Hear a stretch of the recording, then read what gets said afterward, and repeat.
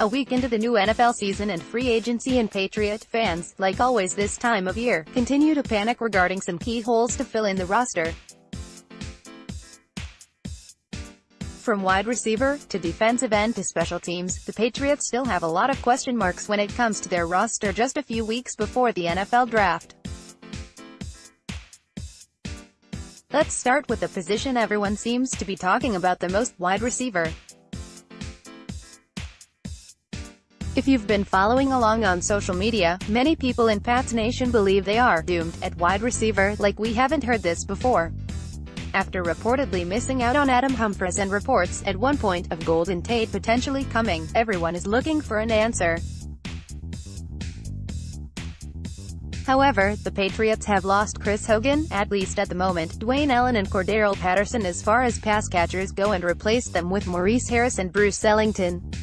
As my good friend, Pat Lane, wrote in his post earlier today, the Patriots lost 59 receptions in Hogan and Patterson and replaced them with Harris and Ellington, who also combined for 59 catches last season.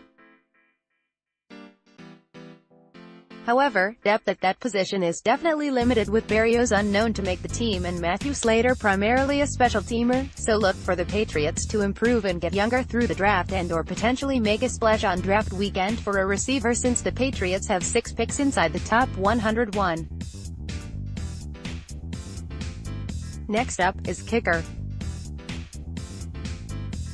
Although it's believed that Stephen Gostkowski will be back, the Patriots as of now have just over $5 million in cap space and still have to sign key free agents and their draft picks. It will be interesting to see what the team does to shred some cap space in the coming weeks.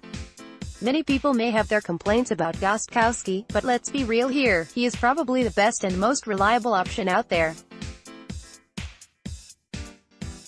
With Trey Flowers, Malcolm Brown and possibly Danny Shelton gone, the Patriots recently signed Mike Pennell. However, New England will need to bolster its defensive line as far as depth goes.